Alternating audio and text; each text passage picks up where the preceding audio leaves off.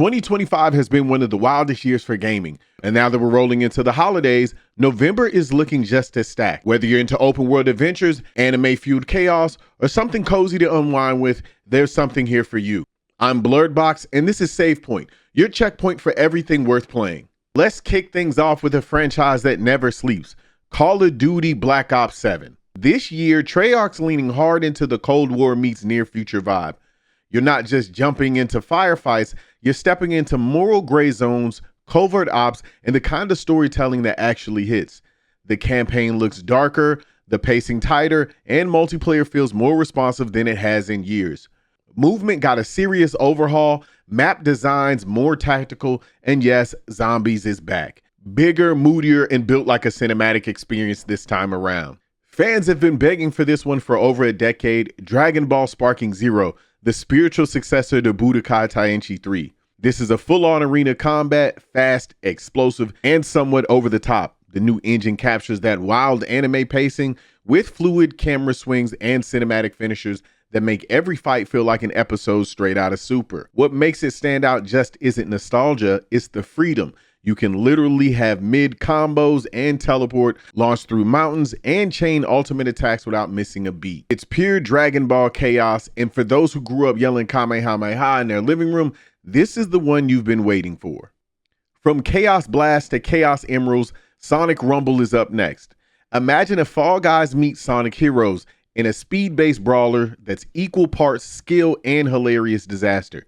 You've got spin dash boosts, power-ups that flip entire races, and classic zones like Green Hill and Chemical Plant turned into obstacle courses. It's the kind of game where you'll be laughing 1 minute and rage quitting the next, especially when somebody body checks you into a pit 2 seconds before the finish line. It's pure chaotic fun, and honestly, a perfect pick up and play game for the holidays.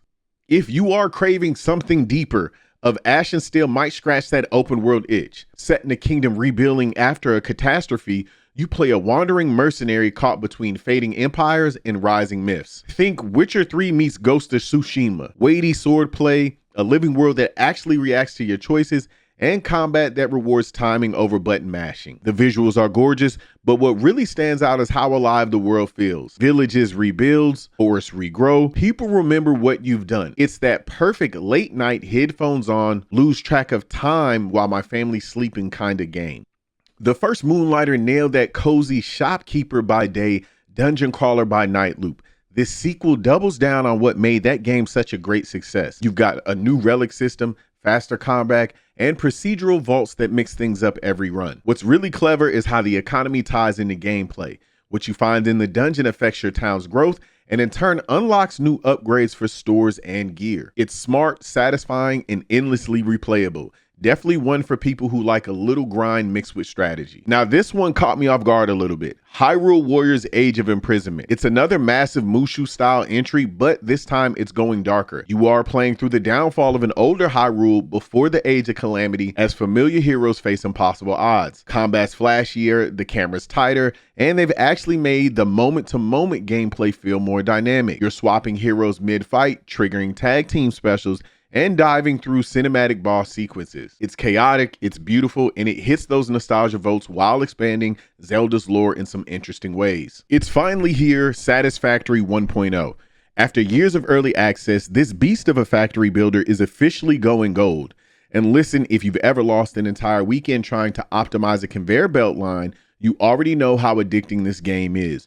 The full launch brings in new biomes, vehicles, and multiplayer upgrades so you and your friends can create the most absurdly efficient, completely chaotic production lines imaginable. It's one of those games that starts as just one more conveyor belt and ends with you building a mega base that could power a small country. This next one's been a long time coming. Stalker 2, Heart of Chernobyl. You are thrown into the radioactive ruins of the zone, a place crawling with mutants, mercs, and mysteries. The devs went all in on this atmosphere this time, dynamic weather, photoreal lightning, and some of the most terrifying sounds I've ever heard in a shooter. But it's just not about horror. Your choices actually shape the story. The factions you align with, who help you or betray you, it all changes how the world reacts. It's eerie, it's immersive, and it might just be one of the most atmospheric games dropping this year. Let's brighten up things a bit. Kirby Air Riders is back. The pink puffball returns to the skies with brand new tracks, wild power-ups, and the same chaotic energy that made the original a GameCube legend. What's new, you might ask? Online multiplayer, custom race types, and a few secret transformations that change how you fly mid-race. It's bright, it's fast, it's chaotic, and exactly the kind of energy we need going into the holidays. That is a stacked list, but I'm curious, which one are you most hyped for this month? Are you going to dive into Black Ops 7, grinding dungeons in Moonlight 2, or maybe you're all about that sparking zero energy? Drop your pick in the comments, and I want to see what's topping everyone's playlist this November. And we're wrapping up with something strong, Where the Wind Meets. This is a full-scale wuxia open-world RPG set in ancient China. Think martial arts duels on mountain cliffs, poetic storytelling, and landscapes that look ripped out of a painting. What's crazy is how much freedom you get. You can live as a swordsman, a musician, even a healer.